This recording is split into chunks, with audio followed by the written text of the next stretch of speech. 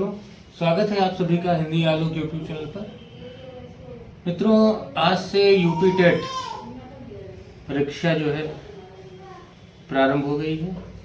तो हमारे पास आज यूपी टेट जो सुबह की पाली में जो परीक्षा हुई है उसका प्रश्न पत्र है। आज हम लोग हिंदी का जो ये 30 प्रश्नों का जो पार्ट है इसे हम लोग सॉल्व करेंगे। ये मॉर्निंग शिफ्ट का है, तो इसको हम लोग सॉल्व करेंगे। आप लोग मिलाइएगा और कमेंट करिएगा कि आपके कितने प्रश्न हिंदी पार्ट में सही हैं।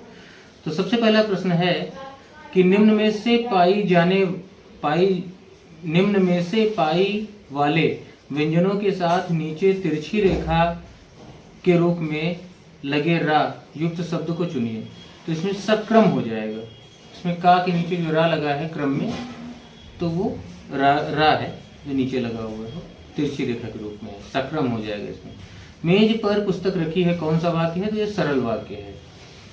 उसके बाद रा के साथ ऊ या दीर्घ ऊ की मात्रा कहाँ लगती है? तो आपने देखा होगा रू लिखो या रू लिखो तो बीच में लगती है, मध्य में लगती है, तो बीच में लगती है। इसमें बी ऑप्शन सही हो जाएगा। निम्न में अर्ध विराम का सही प्रयोग कौन सा है? तो इसमें हो जाएगा राम स्कूल गया अर्ध विराम, उसका श्याम घर गया अब पूर्ण विराम। तो इसमें पहला विकल्प सही हो जाएगा। संयुक्ताक्षर शब्दों में व्यंजनों के बीच क्या नहीं होता? तो संयुक्ताक्षर जो होते हैं, संयुक्ताक्षर क्या होते हैं? जैसे आपका श, त्र, ज्ञ, श्र, इनमें जो है व्यंजनों के बीच में कभी स्वर नहीं आता। स्वर लास्ट में आता है लेकिन व्यंजनों के बीच नहीं आता, तो स्वर नहीं आता, तो बी ऑप्शन हो जाएगा। किला और कीला, तो किला होता है दुर्ग और कीला आपको पता है नोक वाला जो लोहे का जो होते हैं, तो कीला हो गया। लोहे या अन्य धातु की बनी कील, तो बी विकल्प सही हो जाएगा। अनुस्वार युक्त मानक शब्द चुने, तो इसमें संगठन जो लिखा है बी में, सा के ऊपर अनुस्वार ग ठ न, बी विकल्प सही हो जाएगा। त्रा व्यंजन किन दो वर्णों से मिलकर बना है? तो आपको पता होगा कि जो त्रा है वो संयुक्ताक्षर है और ता हल और र, हल और प्लस आ कर लो, ये ता हल और र से मिलकर बना है, और रा को भी हल करोगे तो आ बाहर निकल आएगा। तो ता हल और र, ये बी विकल्प सही हो जाएगा। त्रा जो है इन वर्णों के से मिलकर बना है। दुष्चरित्र में कौन समास, दुष्चरित्र का जो है सही विग्रह चुनना है, तो बुरा है जो चरित्र, ए विकल्प सही हो जाएगा। चंद्र वदन का सही समास विग्रह रूप कीजिए, तो चंद्र वदन मतलब वदन माने होता शरीर, तो चंद्र के समान वदन, इसमें कौन सा समास हो जाएगा? इसमें कर्मधारय समास हो जाएगा। विशेषण विशेष संबंध है, चंद्र के समान वदन। उसके बाद निश्चल, तो इसमें विसर्ग संधि है, नि धनचल निश्चल हो जाएगा, सी विकल्प सही हो जाएगा। उसके बाद 42वां प्रश्न है कि ध्यान पूर्वक यह शब्द किस क्रिया विशेषण का उदाहरण है? तो यह रीतिवाचक है। उचित विराम चिन्ह लगाइए। मुझे आम, सेब, केला और अंगूर पसंद है, तो इसमें क्या हो जाएगा? मुझे के बाद आम, सेब और केला, आम और सेब के बाद कॉमा हो जाएगा, केला और केला के बाद कॉमा नहीं होगा, फिर और आ गया, और फिर अंगूर पसंद है, यानी ए विकल्प सही हो जाएगा। मुझे आम कॉमा सेब कॉमा केला और अंगूर पसंद है। निम्नलिखित में 44वां प्रश्न है, निम्नलिखित में संबंध बोधक अवयव को पहचानिए। तो की और प्रीपोजिशन, संबंध बोधक मतलब प्रीपोजिशन, तो की और हो जाएगा इसमें। उसके बाद है मेघ का समानार्थी शब्द क्या है? तो मेघ का समानार्थी बादल हो जाएगा। इनमें देश शब्द चुनना है। देश शब्द वे शब्द होते हैं जिनके उत्पत्ति का ठीक ठीक पता नहीं चलता, देसी बोलियों के शब्द होते हैं, तो ये इसमें हो जाएगा वृक्ष नहीं होगा, नेत्र नहीं होगा, कृष्ण नहीं होगा, इसमें ये बाकी तीनों तो तत्सम शब्द हैं, तो गड़बड़ हो जाएगा। गड़बड़ जो है देश शब्द है। घाट घाट का पीना, जो घाट घाट का पानी पीना, इसका क्या अर्थ हो जाएगा? तो घाट घाट का पानी पीना, ये इसका अर्थ हो जाएगा काफी अनुभव होना।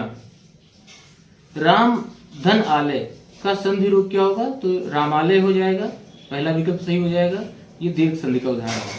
उसका सिर खुजलाता है, यह कौन सी क्रिया है? तो यह अकर्मक क्रिया है। इसमें जो है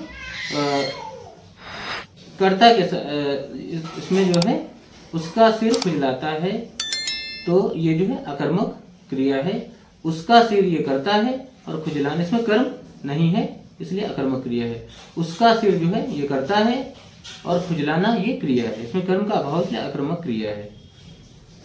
उसके बाद 50वां प्रश्न है, मेरा विचार है कि आज घूमने चलें। यह कौन सा वाक्य है? तो ये मिश्र वाक्य है। मिश्र वाक्य में क्या होता है? दो वाक्य होते हैं, दोनों एक दूसरे से संबंधित होते हैं, मतलब एक दूसरे पर डिपेंड करते हैं। श्याम पानी पीता है, ये एक कर्मक क्रिया है क्योंकि इसमें एक ही कर्म है। भैंस का दूध कितने रुपए लीटर है? तो इसमें जो दूध है ये द्रव्यवाचक संज्ञा है। चंद्रमा तथा ब्राह्मण के लिए कौन सा शब्द उपयोग होता है? तो ये अनेकार्थी शब्द है द्विज। द्विज जो है चंद्रमा के लिए भी होता है, ब्राह्मण के लिए भी होता है, दांत के लिए भी होता है, द्विज है ना, तो द्विज हो जाएगा इसमें। तरंग और तुरंग, तो तरंग माने लहर होता है और तुरंग माने ये अश्वनी घोड़े का पर्यायवाची है, तो बी विकल्प सही हो जाएगा। चुल्लू भर पानी में डूब मरना, तो शर्म का अनुभव करना, सी विकल्प सही हो जाएगा। दंत का तद्भव क्या होगा? तो दंत का दांत होता है तद्भव। तत्सम मतलब क्या होता है? तत्सम मतलब होता है संस्कृत रूप और तद्भव मतलब उसका बिगड़ा हुआ हिंदी रूप।